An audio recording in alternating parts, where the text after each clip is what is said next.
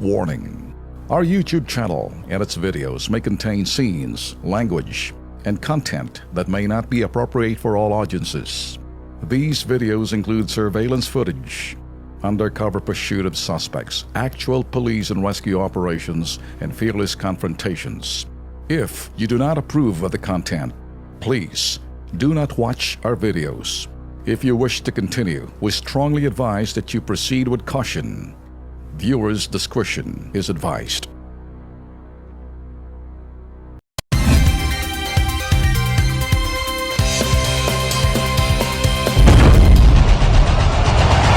Luzon, Visayas, Mindanao, handa na ba kayo? KB, kilos pronto! KB, kilos pronto! Serbisyong totoo mga boss, ito ang sumbungan ng bayan. Ora mismo, aksyon agad at maaasahan. Sunod-sunod ang kilos sa pagbabalita. Nakatutok ang mata sa problema na nakikita. Lahat ng question ay may solusyon. Sa bawat hinaing katumbas ay aksyon. Kilos pronto! Di ka na magtitiis at mabibigyan ka dito ng resulta mabilis. Dahil ang bitag, walang pinapalagpas. Sa tropang Ben Tulfo, wala kang ligtas. KB, kilos pronto! KB, kilos pronto! Ipaglalaban ng karapatan, problema'y matutugunan. Maraming katanungan dito ay masusolusyonan. Kilos pronto! Kakampi ng masa, humanda ang lahat. Sa bawat abusado, ito na ang katapat. Napakatibay na programa na inyong hinahangad. Walang patumpik-tumpik at kumikilos agad-agad. Kilos pronto! Ang ating sumbungan, madali lapitan at agaran kang matutulungan. Na kahit anong krimen, handa naming harapin. Basta hustisya'y makamit, lahat ay aming gagawin.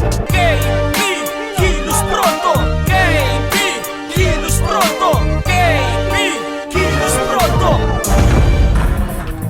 Thank God it's Friday at 31 ho ng Marso. Magandang gabi Pilipinas, mga OFW natin. Ganun din ho mga Pilipino all over the world. Sila ho'y talagang nag-aantay ho ng mga balita. Kumusta ka na, Lex? Ayos naman. Tama ka dyan, Ben, yung ating po mga OFWs from different parts of the world. Nakatutok talaga sa PTV. Kahit nasa online ho natin sa PTV at the same sa Kilos Pronto. Salamat to sa suporta. Okay. Maliban ho dyan, hindi lang ho balita dahil pag titignan ho mga balita sa online, nakikita ho yan. Iba ho yung hinahanap nila. Nakita niyo na ho nila na meron ho unfiltered, yun hong sinasabing walang sala. Diretso ho tayo. Eto ho ang aming sasabihin sa inyo. Si Ben Tulfo. Ano kayang pakiramdam ng mga nagmamay-ari ng dalawang higanteng media outlet na pinagmumura ni President Digong sa kanilang estilo ng pamamahayag sa talumpati nito ni President Digong kahapon? Tingnan mo ang Inquirer. Sila ang may sabi na pinapatay ko raw ang mga mahirap. Alam mo ang Inquirer kahapon, no?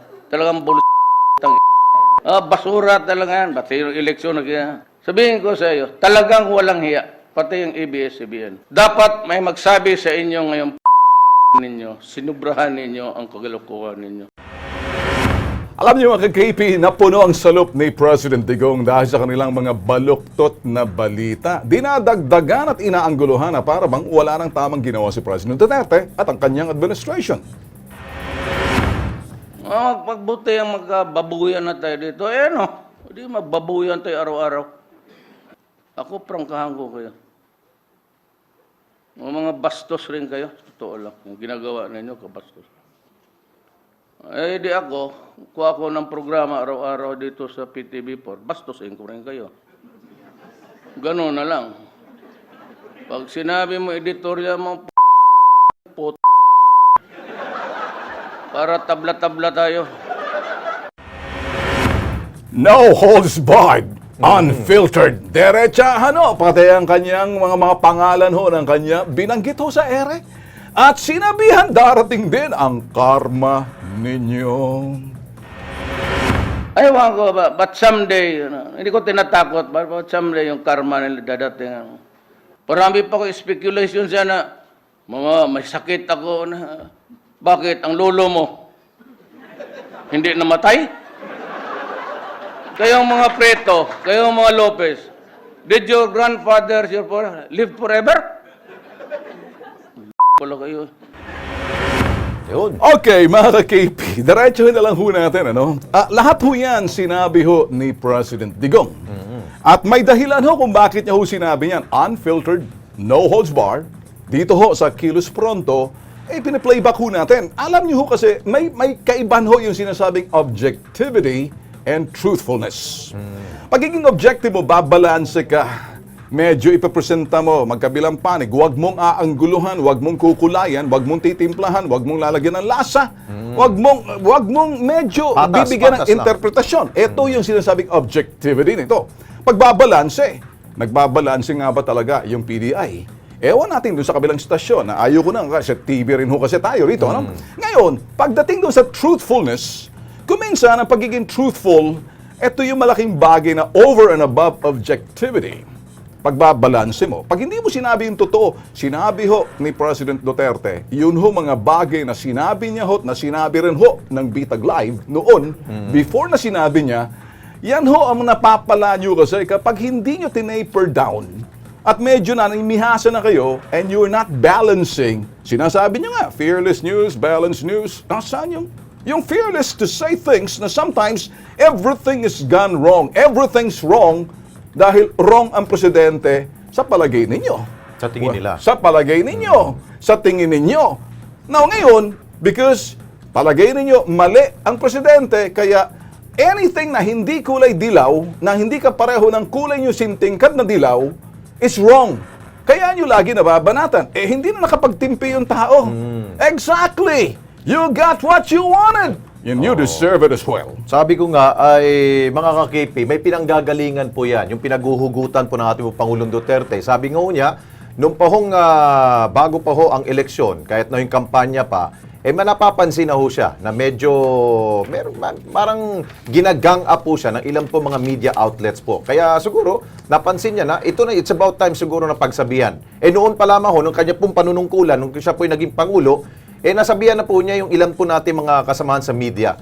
Hindi ko naman nilalahat po. Marami ho sa atin po na objective po kung gumawa ng balita. Yun nga lang, may ilan ho kasi dinadagdagan po ng adjective. Alam mo yung adjective? Yung parang, kunyari, isang storya, nilalagyan ninyo ng pakahulugan na masama para dun po sa isang tao. Kaya yun yung ayaw na ayaw ho niya. Hindi dapat is ilatag nyo lang ng tama, huwag nyo nang dagdagan pa. Ang problema, dahil siguro sa pagsusulat, merong iba siguro nakakalusot.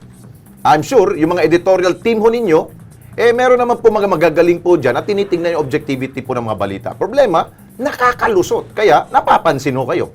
Yun. Nako, eto na lang ho, sasabihin ho natin dito mga boss. Alam nyo, when you do something kapareho ho nito, dalawang bagay, ano? Either you're objective or, again, inuulit ho natin, truthful. Pero pag titingnan natin historical fact ho ng PDI, Philippine Daily Inquirer, pasintabi lang ho dun sa aking kuya dahil dun susulat. At dun ho sa ABS-CBN, pasintabi lang ho mga kaibigan natin dyan.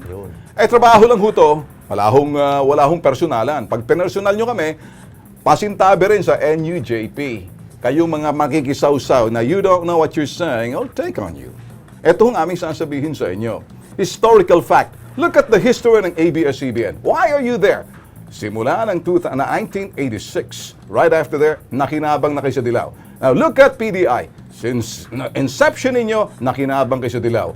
You cannot accept the president na hindi kulay dilaw, sintingkad na dilaw na gusto nyo makita, kaya you keep attacking and attacking and attacking. And that's why sabi niya, ano kaya magpo-programa niyo sa PTV4? Oh, Mr. President, sit down with us. If I can only say that. Be here and let's do it unfiltered. Para doon sa mga taong baka akala ninyo na hindi kayo kayang gantihan. May programa ho na huwag kayong magkakabali. Kilos Pronto. Oo. Okay, ang sa akin, panghuli kong pananalita dito bago natin hingin ang pananaw ho at ang mga saloobin po ng ating po mga ka-KP. Ang akin lamang ho dito, kung kayo po'y napagsabihan, huwag niyong masamain. Gawin ninyo anong tama. Kung gagawin ninyo talaga ho, maghanap kayo ng mga mali ng gobyerno, okay lang ho yun. Basta tama at meron kayong pinagkukunan po na tama pong detalye at syempre yung sources po niyo ay tama. Hindi gawa-gawa. Yun lamang po. Ito ang nag-iisang sumbungan sa primetime. Mainit na isyo, inaanalisa, pinag-uusapan, hinihimay-himay, ipinakikita sa masa para sa bayan, para maintindihan, hindi doon sa sinasabing pag-aanalisa ng mga dilaw at may kulay, dito ho unfiltered balitaan, investigahan, umpisa na. Mag-live-in partner, kalaboso, iligal na droga kasi ang bisyo, partner ng babae, labas-masok sa presinto. Ang makulong, hindi na bago. Alamin sa Kilos Pronto. Sa kalyeng ito sa Ligaya, Pasig, ang mga dumadaan sa gabi ay naliligalig. Walang ilaw ang mga poste, kaya ang mga masasamang loob makapambibiktima ng libre. Alamin sa Kilos Pronto. Dahil hindi nagbigayan, dalawang motorsiklo nagsalpukan. Buti na lamang mga sakay nagalusan lamang. Dahilan ng banggaan, kapwa nagtupangan. Alamin sa Kilos Pronto. Ang sinayang ito, maraming kwento. Sabi ng iba, may multo. May nagsasabi naman, may kwago. Hanggat hindi mo ito napapasok, mananatili itong kwentong barbero. Alamin sa Kilos Pronto. Sumbungan, imbestigahan at balitaan. Kilos Pronto, umpisa na! Okay, dito tayo mga ka-KP sa kabila ho ng pambabatikos sa war on drugs ni Pangulong Rodrigo Duterte. Tuloy-tuloy pa rin po ang operasyon po ng ating pong otoridad para mapuksa ang bentahan ng mga illegal na droga. Tulad ng operasyon pong sinamahan ng Kilos Pronto, Night Beat. Ito po, nahuli ho, mag-live-in pa ho, mag-live-in partner. Panurin natin.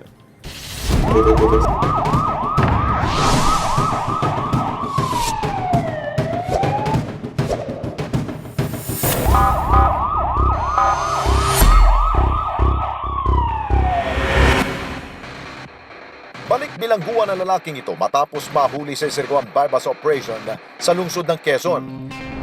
Nasa kote ng QCPD Drug Enforcement Team ng Presinto 7 ang suspect na si Ian De Leon, 22 anyos, walang trabaho, at ang live-in partner niyang 8 buwang buntis sa si Elise Zamora, 19 anyos.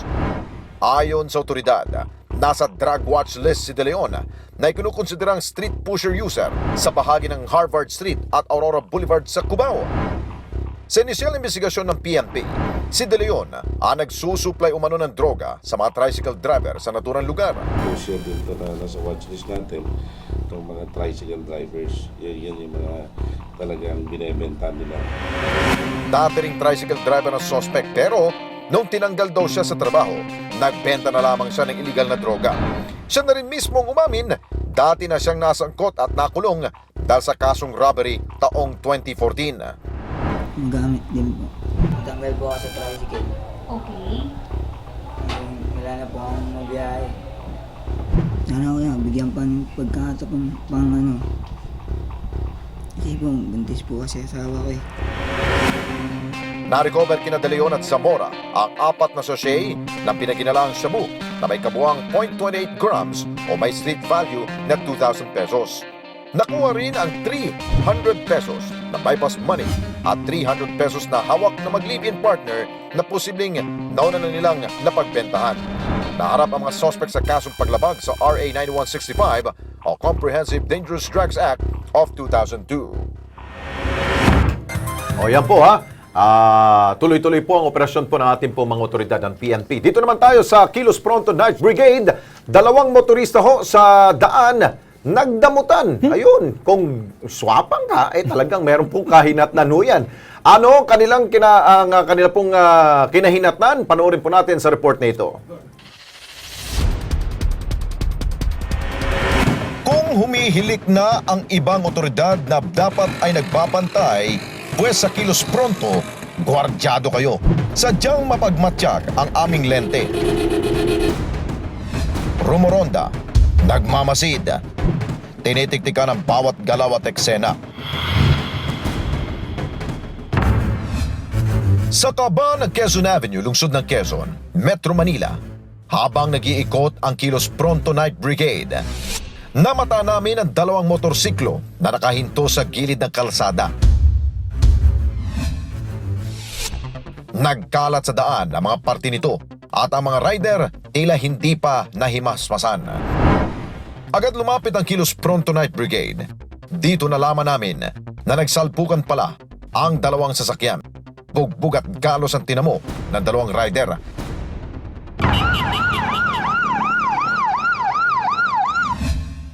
Nagad namang nilapatan ng paunang lunas ng medical team na sumaklolo. Paliwanag ng mga driver, hindi nagbigayan sa daan ang dalawa kaya sila humantong sa disgrasya. Nakaminor ako nun, nakakambyo na, tapos nagdi-dim light ako, bumubusina pa. Siyempre, mabilis yung dating mo, hindi umabot yung preno sa likod. Signal kasi ako, lagi na nakakaway yung kamay ko. Yung nasa unahan nila sa kotse, nagminor na, nagbawas na, tapos kumbaga tuloy pa din siguro yung takbo nila, kaya pumunta sila sa building namin. Paalala ng Kilos Pronto sa mga motorista, sa kalsada, pairalin ang disiplina. Huwag maghari-harian at huwag ring maging maangas para iwas disgrasya. Okay, mula sa insidenteng tinutukan ng ating Night Brigade team, diretso naman tayo dito sa reklamong sinilip ng Kilos Pronto, kalsada sa Pasig. Sindilim daw ng anino. May ilaw nga, pundido naman. O mano? Bay, panoorin natin.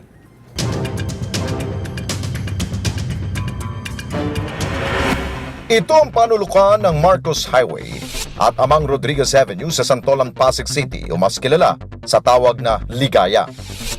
Maluwag ang kalsada, malawak ang bangketa, pero pagsapit daw ng gabi, kinatatakutan ng lugar na ito dahil nababalot ng dilim ang buong paligid. Wala talaga pong ilaw yan.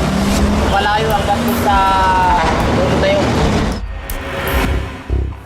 Kinagabihan, sinilip ng Kilos Pronto ang nasabing lugar at heto ang bumulaga sa amin. Positibo, madilim nga ang paligid. Aasa ka na lang sa headlight ng mga dumadaang sasakyan para magkaroon ng bahagyang liwanag.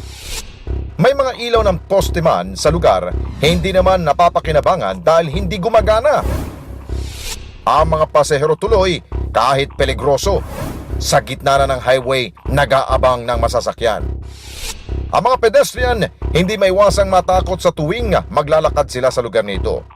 Natatakot kasi hindi ko alam kung sino yung hold up sa akin o kaya sasabay sa akin.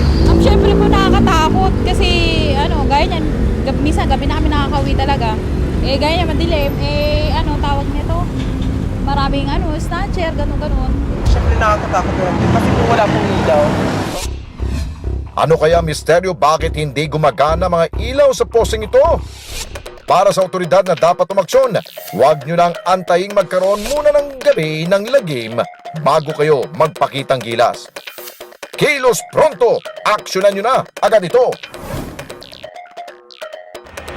Eto, Kilos Pronto rin tate sa linya ho ng telepono si Melvin Navarro, Regional Director ng Department of Public Works and Highways. Sir, magandang gabi ho sa inyo. Magandang gabi din po. Magandang gabi din po. Thank you. Okay. Live po tayo sa Kilos Pronto. Kasama ho natin si Alex Santos. Sir, ano ho magagawa ho natin dito sa stretch ng kalsada to? Ala daw talagang ilaw, sir. National Road ho to, sir. Yung binabanggit po ninyo na kalsada po. Base sa impormasyon na naibigay sa akin na buha ko dito, ang project po yan ay ginawa po ng isang project management office natin na foreign funded nung ginawa yung Marcos Highway. Okay. Tama ho kayo, sir. Ngayon kasama po sa scope of work yung mga street light. Okay. Oo. Ngayon, usually kasi pag ang DPWH nagkagawa ho ng mga street lights, nagkakaroon ho sila ng MOA. Okay. Dahil ginawa po ito bago po ako dumating ng ng NCR. Yung naggagawa sila ng memorandum of agreement sa mga local government na nakakasakop. At ang role kasi doon ng tineturn over kasi namin usually yan sa local government, yung mga street light para sila po ang magbayad kasi walang ito Okay. ang nangyayari lang na Okay. So sir, sa madaling salita sir, ito ho yung ito ay talagang nasa lookout na ho to ng lokal na pamahalaan ng Pasig. Yun ang ibig niyo sabihin. Usually pag may MOA, Okay. nakapirmahan, lookout na nila yon. Pero sabi niyo sir, foreign funded ho to. Hindi ho ba pag foreign funded kasama ho national government ho diyan? Oo. Pero anong fund hong ginamit dito? JICA, World Bank? Anong fund ho? World Bank.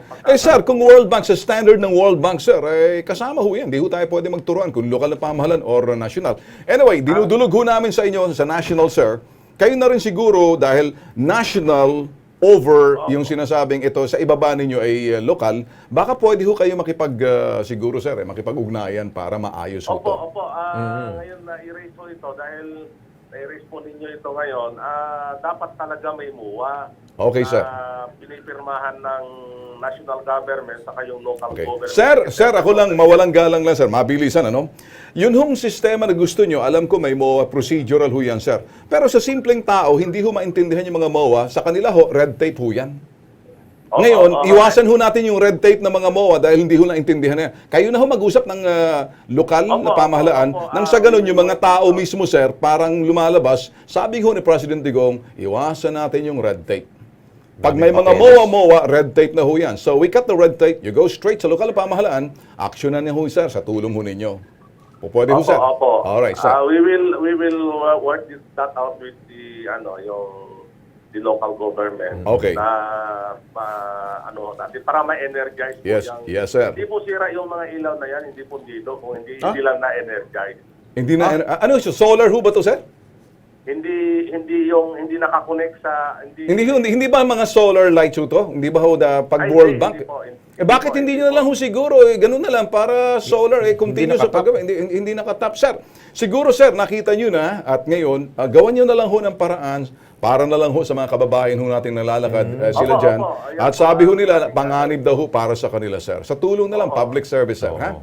Opo. I-check ho namin sa inyo, sir, bago ho siguro magmahal na araw at gusto ho namin makita, umiilaw na ho yan, sir. Papakita ho namin sa TV. Pwede ho yan, sir. Opo. Alright. We'll try our best po na magawa natin ng solusyon tong problema ko ito. Alright. Thank you, sir. Ha? Thank you. Ha? Okay, salamat Aasa ho din po, kami. salamat. Thank you. Oo, sabi ko, kung pundido yun, madali naman palitan, di ba? Dahil hindi Tama naman ka. masasabi Tama ka. na problemang palitan. Yung pala, hindi pala nakatap sa kuryente. May- Paano maiilawan talaga kung walang kuryente? Sabi nga ni President Digong, iwasan yung mga red tape. Yes, yung mga papeles, Yung mga papeles. bureaucracy, Tumatagal. mga papeles, at mga procedural aspect, hindi na intindihan ng taong bayan. Tayo, kinakat na lang natin diretso Yes. kung saan ang problema, ginudugtong natin yung lokal at nasyonal, para nang sa ganun, makikinabang ang bayan. Oo. Para sa bayan, tulad doon ng programang Kilos Naku, Ben, Pronto. nakalimutan ko yung magic word. Hindi mo ako ni-remind eh. Habang nandun si Director, dapat sinabi ko na, Boss, si Secretary. Si Secretary Villar nanonood. Oo nga, no? Baka pangdagdag sa estrella mo yan. Dahil Di ba? dyan, patawarin mo na ako. Oo, yun na nga. Magic word Wala kailangan sa isip dito. ko yun Nasa eh. PTV tayo. Kasi, Secretary Villar, kayo na ang bahalang kumatok sa opisina ho ng NCR Director natin ng DPWH, ha? Okay. Kung kayo po, kung may naman kayo, kung meron po kayong gustong makatulong po sa ating mga kababayan. Kaya itong tanong na ho natin dito, diretso na ho tayo at reaction na ho ito ng sala ho natin, unfiltered. Ano kayang pakiramdam ng mga nagmamayaring dalawang higanteng media outlet na pinagmumura ni President Digong sa kanilang estilo ng pamamahayag sa talumpati nito kahapon, mga KP, sa inyo? Ito, sabi ho ni Mumsy Balaba, kahit sinong tao basta alam ang pinagagawa ng mainstream media, mapapamura talaga. Si Zandra Chua, misleading headlines. Sabi ho, Inquirer, unbiased reporting, doon naman ho sa ABS, that's where they are good at, but the good deeds and the achievements of our president was never reported. Both deserve to be called basura. Ito naman ho si Ali Palos. Aba, tama lang yan. Kahit ako, naiinis na sa ABS-CBN. Yung po sabi ni Ali, halatang talagang anti-Duterte. Okay, kami ho unfiltered. Pasensya na ho kayo. Babasahin ho namin kung anong nakasulat dyan. Kasi kung hindi na ho filtered. Filtered na ho to. Mabon Alan, dapat sa sinabi ni Tatay Digong, maalarma na ang mga bias media na yan. Yari kayo, ngayon sinagad nyo ang Pangulo. Di ba sabi nga ni FPJ, pag puno ng salong, Iyon na nga. dapat ka ng kalosin.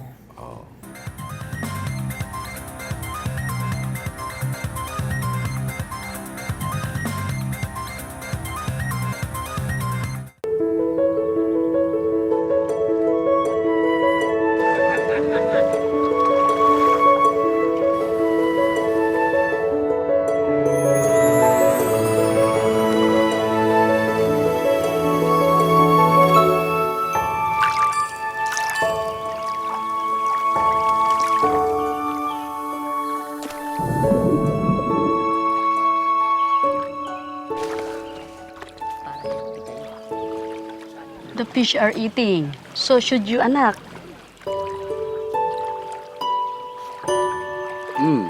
Thank you. You're welcome, anak. What does anak mean? It means my child.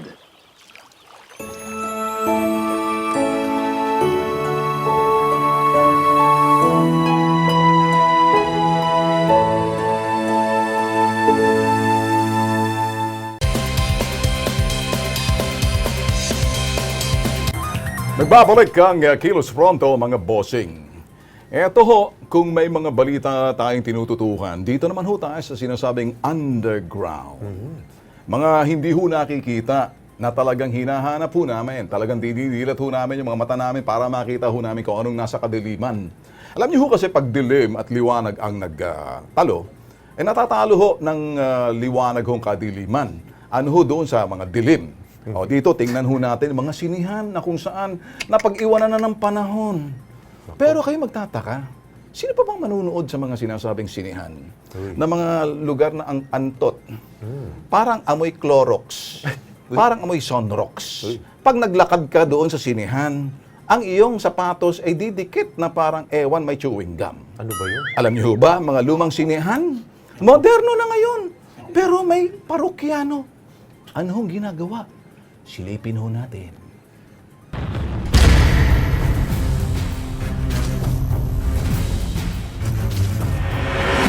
Sa halos 2 dekada ng bitag, naidokumento na ng programa ang samot-saring istoryang tumatak at bumago sa maraming Pilipinong inabuso, Ikaw ang dahilan ng problema, ikaw ang salot, ikaw ngayon ang linta, ikaw ang lintek na ginawa mo nito. nasangkot sa anomalya at nabiktima ng mga tiwaling individual at grupo ng mga turobo. At sa pagpapatuloy ng advokasya na naturang programa, papasukin natin ang mga mundong hindi nakikita ng pangkaraniwang tao. Mga lugar na madalas mong mapuntahan, ngunit may kakaibang kalakaran nangyayari lingid sa inyong kaalaman.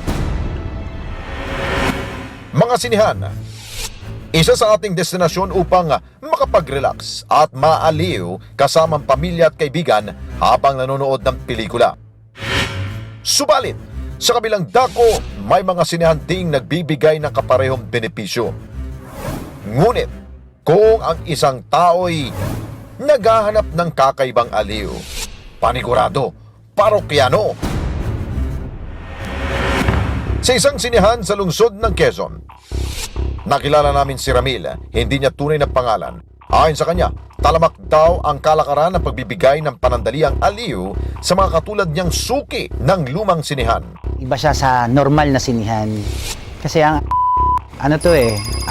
pwede ka makapanood dito ng live show na kung saan maraming nagsesex dito sa loob. Iba't ibang tao, iba't ibang klase ng tao.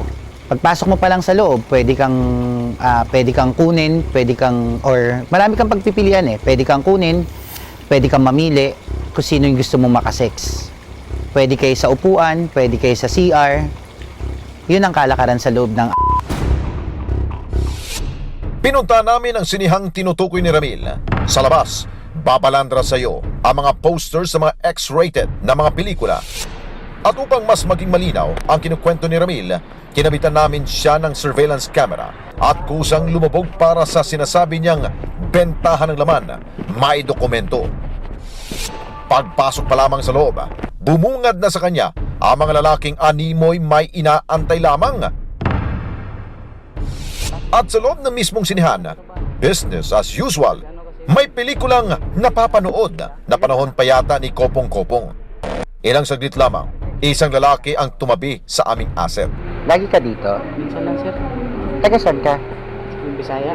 Hindi, dito nakatira. Sa una ng Bangbang. Sandaling kinilala ni Ramil ang lalaki. Pagkalipas ng ilang minuto, ang naturang lalaki nag-alok na ng serbisyo. Wala pa tayong budget. Magkano lang ito? Magkano lang ito? Pati service. Awa ng service. 150 lang, sir. Okay, sir.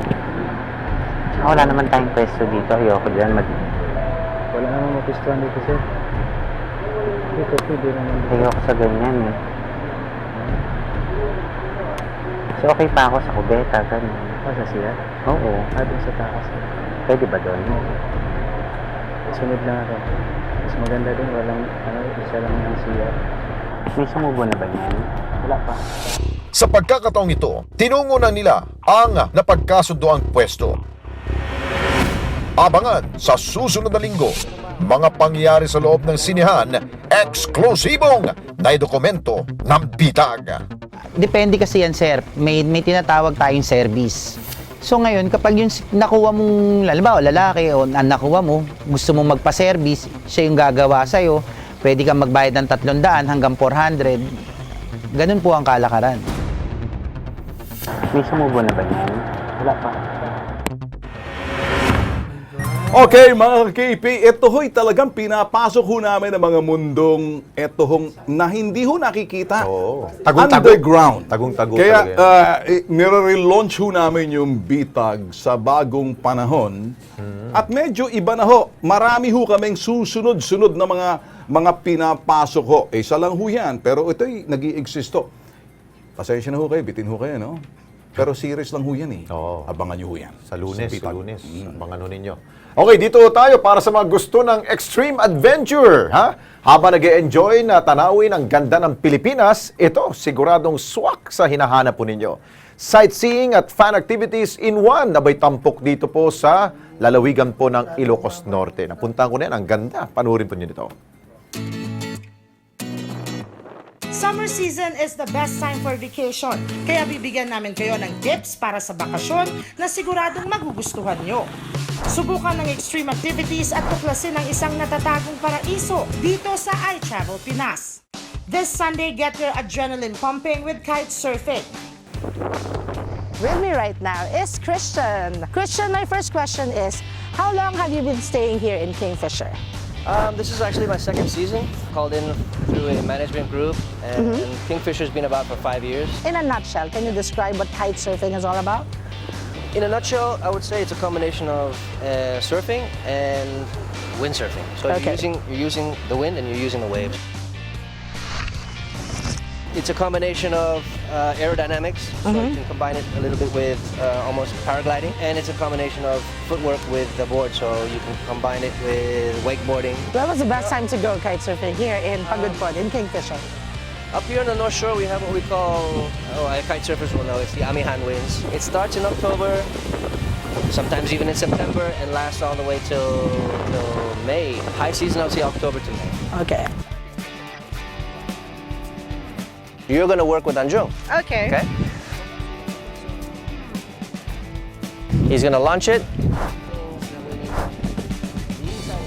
to the outside, inside. There's two ways we can launch it. One is that way, and the other one is that way. But since he's standing over there, You have to go there. right. He's making me hold it talaga. Okay. Una sa ating wonder list, Banggi Windmills. Ito ang kauna-unahang wind farm sa Pilipinas at nagsusupply ng 40% ng konsumong kuryente ng Ilocos Norte. Mamamangha kayo sa spectacular view ng Paselang Bay habang binabaybay ang kahabaan ng Patapat Viaduct. At mapapawaw habang nagtatampisaw sa aqua blue sea water ng Blue Lagoon Beach. 5 minuto naman mula sa Pagudpod Beach ay ang Bantay Abot Cave Rock Formation na tinatawag ding Mountain with a Hole. Matapos ang paglilibot sa Pagudpod, isang natatanging lalawigan ng ating papasyalan, ang Paraiso ni Adan. Adan, Ilocos Norte is one of the IP towns here. Some of those adventurous people na pumupunta ng Pagudpod, they were looking for other places to visit. So people were then saying that a very nice IP town exists at the foot of the Eastern Cordilleras here in Ilocos Norte, and they discover Adams. Ilan sa mga tribo na masaya at payapang naninirahan sa lugar ay ang mga Igorot, Kankanaey, Yapayo, Itneg at iba pa. Dito rin matatagpuan ang sweet spot ng Adams, ang Lover's Peak. Mula rito matatanaw ang napakagandang sunrise at ang 360-degree view ng Tinamburan Mountain Ranges at Mount Palemlem, ang pinakamataas na bundok sa Ilocos Norte. At para sa adrenaline junkies, challenging man ang 1.5 oras na trekking. Siguradong mafo-fall naman kayo sa Aluplig Falls. Ilan lang yan sa mga kaabang-abang na adventures sa Ilocos Norte. Travel for more ngayong darating na linggo, April 2, alas 7 ng gabi sa iTravel Pinas. Ganda. Okay. Dito naman tayo, ano? Yan ang napapanood nyo. Para kung gusto nyo yung buong episode, patikim pa lang ho yan, ano? Sa Sunday. Yeah. Okay, Lex, dito naman tayo. Alam nyo, pag lalaki ho kasi, ito hong dapat bantayan. Prostate na mauuwi sa cancer. Pag babae, sa breast. Di ba nauuwi sa breast cancer? Hindi ako doktor. Kami ho'y investigators din na nalalaman ho namin sa media yung mga bagay. Kapareho nito na-diagnose ho ng enlargement of prostate. At pag may enlargement of prostate, hindi ho makaihi ng maayos. Para siyang gripo na hirap. Naresetahan ang gamot ng doktor. Subalit dito ho, sinubukan niya ho yung Kings. Lumiit ho. At medyo yung in-ultrasound. Ngayon, maayos na ho siya. Again, hindi ho to gamot. Supplement ho to. Magpatingin sa doktor para malaman yung inyong kalagayan at nandyan, ang doktor magsasabi, pero iba ho yung supplement na to. Ano? Panoorin.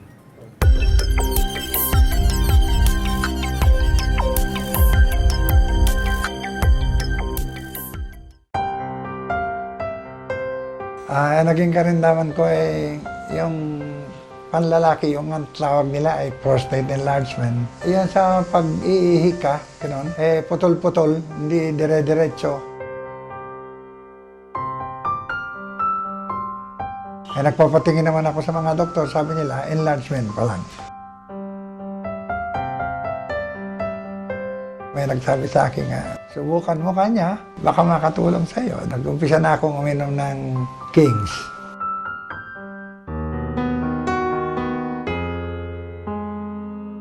Nakakaramdam ako ng lakas. In-ultrasound ako at nung matapos ang ultrasound ko, binigay naman yung result na lumiit, yung aking prostate. Sa ngayon, nakakaihi naman ako ng normal. Nakatulong sa akin ang pag-inom ko ng Kings.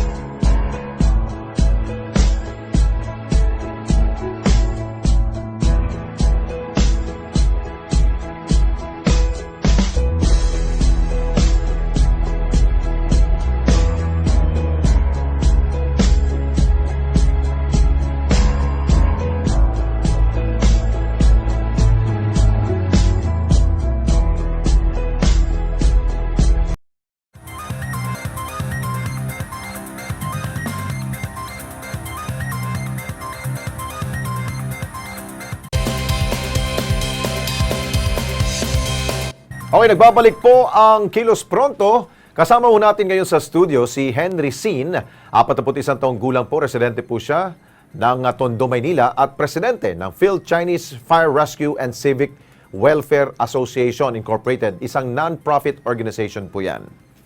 Reklamo po niya, matapos daw siyang alukin po ni Charlie Ngan ng isang fire truck po na nagkakalaga ng 1 milyong piso at makapag daw na ho siya na may git 400,000 piso, 400,000 pesos po yan. Binawi raw ang truck sa kanya at bigla na lamang po itong ipinost ni Charlie sa isa pong OLX at ibinenta sa iba. Gusto na raw hong bawiin ni Henry ang perang idinahon nila, yung 400,000, dahil galing lamang daw ito sa donasyon para sana makabili sila ng kanilang pong sariling fire truck. Pero hanggang ngayon, hindi pa rin daw ito binabalik ko ni Charlie. Kaya diretso natin tanungin si Henry. Henry, maganda yung purpose ninyo dito, no? Because you are a volunteer group. Mahalagang volunteer group sa pag-apula ng mga apoy. Alam naman ho natin yan. Katuwang ninyo ang BFP. Pero ang problema, bakit kayo, parang kayong niloko nitong si Charlie Ngan? Ano bang usapan ninyo? May kasulatan ba kayo dito? Meron po kaming ginawa pong agreement. Yung agreement na po niya, kasi yung time nung pumerma siya, hindi po niya masyadong binasa yung agreement. Oo. Basta sabi niya, basta pag mayroong nag-donate, hulog lang ng hulog hanggang Okay. sa matapos yung 1 million. Oo. Yung truck naman po, kaya niya naino sa amin yung truck is para mapunta po ko sa mga magsusupport, magdodonor, para makahingi ng suporta. Okay. So, nung after ng July, yung huling hulog namin, bigla po niyang sinabi na kukunin niya na. Dahil ang rason niya is, maarawan yung truck, maulanan, masisira, at yung parkingan po sa kalsada lang. Nagtataka ako ba't yung mga fire truck po sa Binondo, yung mga ibang Ganun volunteer, sa kalsada lang po Oo, nakaparada. tama. So, nagtataka ako, ano yung rason, bakit kukunin? Ngayon po, sinabi ko po, kailangan ko yung truck dahil wala akong ipapakita, hindi ako makahingi ng suporta. So sabi niya, kung meron po kung donor o magsusupport, papupuntahin ko po dun sa lugar niya. Oo. So para po sa akin, wala naman po sigurong ganun na ako na nga humihingi ng tulong, ako po yung mag-uutos dun sa donor na papupuntahin ko dun sa lugar. Siyempre, mga negosyante po yan, magagalit po yan. Okay. So, after nun po, tinatawagan ko na po, yun nga, sabi niya, buuin mo, buuin. Sinasabi ko paano ko bubuuin, wala sa akin Kung nawala yung items. unit na yun. Okay, Oo. nasa linya ngayon no, si Charlie Ngan. Nasa linya ba? Ang nireklamo ho ni Patrick dito. Charlie, magandang gabi sa'yo. Charlie? Charlie, magandang gabi. Hindi ko marinig eh. Charlie? Hello? Okay, Charlie Ngan, si Alex Santos po to sa Kilos Pronto. Live po tayo sa PTV. Nandito po si Patrick. At ang sinasabi ho niya, bakit daw ho bigla-biglaan ho yung binawi ho yung truck? Nakapag-down na ho sila ng 400,000 pesos. Sino ang Patrick? Si Patrick Sin po. Patrick, si Henry C. Opo. Henry Sin, sorry. Henry Sin. Kung ano nangyari ginawa nila? Ano po? Alam mo, hindi niya alam kung magsabi siya ng totoo kung anong ginawa niya. Yan tinulungan ko. Okay. Si Henry. Oho. Yun lang, gusto ko turuan ng leksyon. Huwag sila bata pa, huwag ganyan.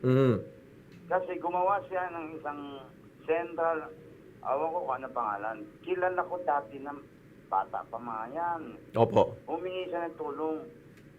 Uncle, tulungan mo, tatayo ako ng bumbero. Nagtatrabaho siya doon sa Misolis, yung laman, caretaker yata ng basketball team mo, ano. Oho. Tapos, nagtatayo siya, kinuha niya yung mga ka-alumni na may edad na maging member niya. Sabi ko, sige, total kasama mo yung mga tao ko. Tulungan kita, ganun gawin mo para madali ka makakuha ng pondo kung tatayo ka. Okay, pahiram kita ng truck dito, ito, benta ko sa'yo. Oho. Bebenta ko sa'yo mura dahil ang dami mong kasama nito, kakilala ko lahat para matulungan kita. Pero ang usapan, ilalagay natin sa baba nitong laman na lugar, safekeeping, para kukuha ka sa taas mga association ng mga apelido yan eh. Iba-iba eh. Pakukuha ka, mas madali matuturo mo, ito magiging truck namin. Di mas madali ka makakaipon ng pera. Oho. Okay, ganito. Diretso na ho tayo, Ginoong Charlie. Okay. Opo. Pakinggan mo, kailangan bubuin mo yan. Opo. Kasi sinungaling, nakuha ko yung sulat niya eh. Lahat sinungaling ang ginawa niya eh. Okay? Okay, ganito ho. May babalik ba ho ninyo yung 400,000 po na i-down ho nila? Kanyang pera. Ibabalik ko, sinabi ko sa kanya ilang beses. Alam mo, nainis ako. Oho. Si Henry ayaw niya mismo makipag-usap sa akin ng asawa niya. Sabi ko sa asawa niya, kaming dalawang lalaki, asawa mo nakiusap sa akin, tulungan ko siya. Opo. Ginawa, natanggal siya doon sa trabaho, inalis niya yung truck na hindi ko alam, at may ibang tao nagsabi sa akin, boss, yung truck mo tumatakbo na sa labas ha. So, sabi ko, bakit ganun? Pinuntahan ko doon, pinaparada namin usapan, hindi pwede gamitin yan doon. Wala na pala siya doon, wala na yung truck. At wala na siya pala, tanggal na siya sa trabaho dyan. Okay. Ganito ho, Ginoong Charlie. Opo. Para ho, mabilisan ho natin masolusyonan po ito, ang gusto lamang ho nito ni Henry ay pwede ba ho ninyo may balik po yung 400,000? Okay po yun sa inyo? Sa kanya, alam mo, bakit hindi ako nakipagano sa kanya? Kasi ang kulit ng asawa niya. Sabi ko, one day, hintay niyo ako. Ito yung binenta ko yung sa inis ko. Di nandito na, pinulat ko yung truck.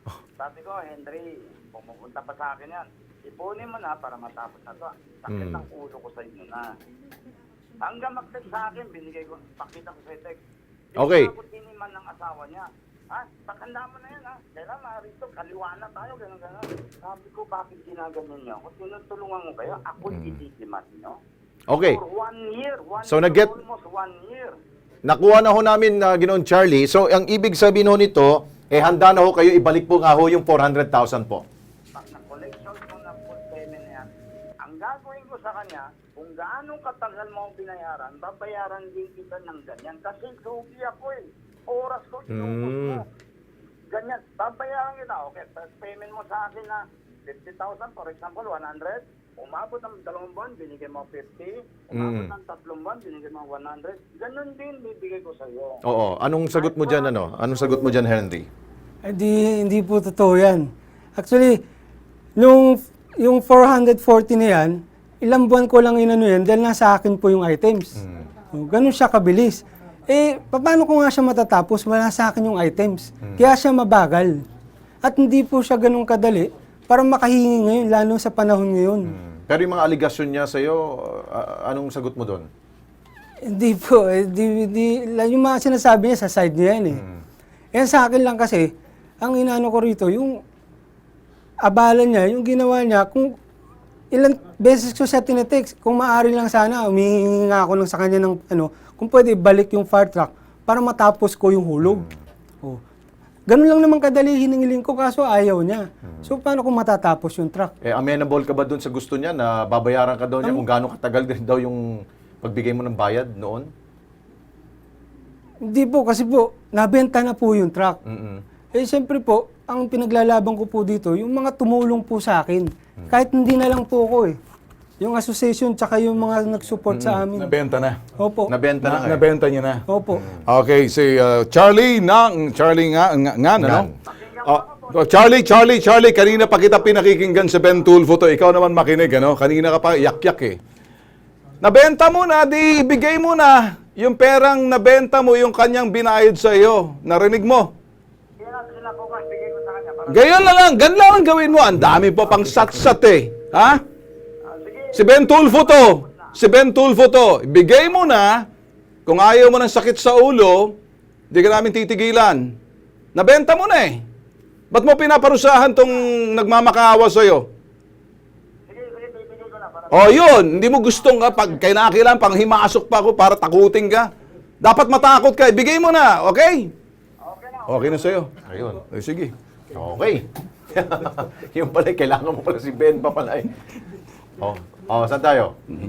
Okay, ito. Kakulitan at kakengkuyan po ng isang chikiting sa Navotas, huli cam. Pero pasintabi po sa mga naghahaponan ngayon. Panoorin po natin.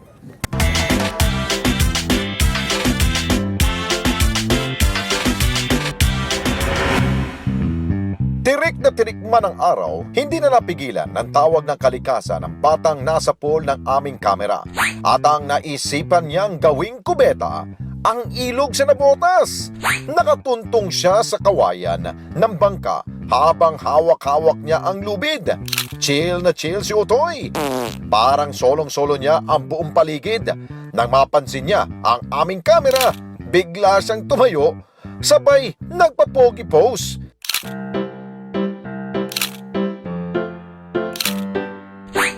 Naks naman, kagaling. Parang wala lang nangyari Naku naman Totoy, hindi naman bawal magbawas pero sa susunod, huwag naman sanang gawing palikuran ang ilog. Baka mahulog ka at mapasama pa sa dumi mo. Nasaan ba mga magulang mo para pagsabihan ka? Hoy, hoy, hoy, Kengkoy!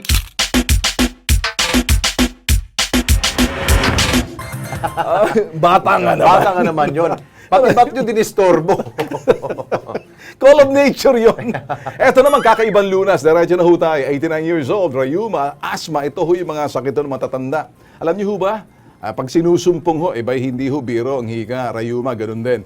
Panoorin niyo ho kung ano yung kanyang testimonya ho. Ano? Eto.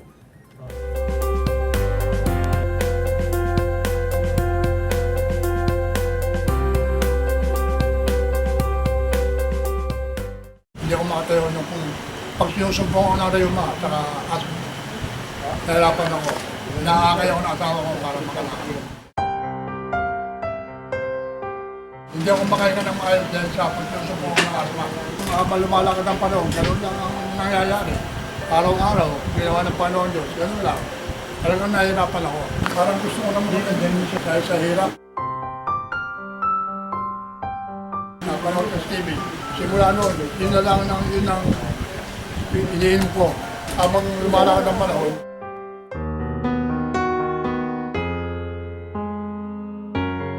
Parang nakakalakad na ako ng konti-konti. Sa yung ubo, hindi masyadong naubo. Sa tulong ng King Sir, parang maginawa ng papalagay ko. Nakakalakad na, nakakaya ka ng medyo maluwag.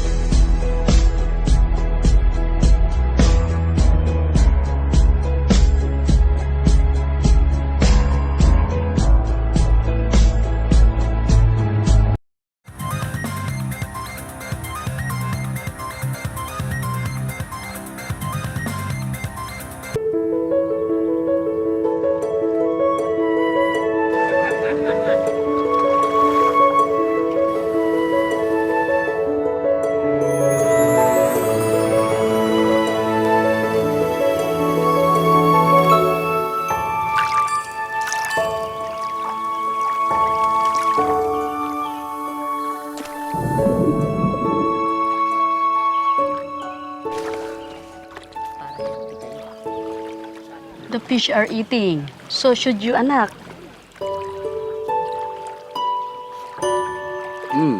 Thank you. You're welcome, anak. What does anak mean? It means my child.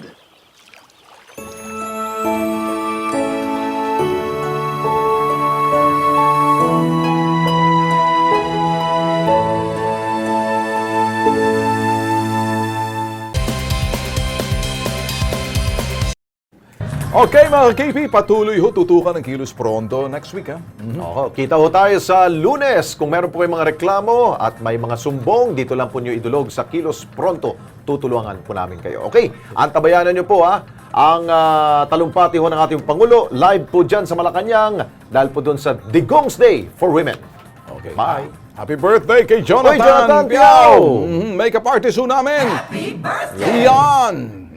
Higit sa sumbungan, investigahan at balatan, dapat Kilos Pronto!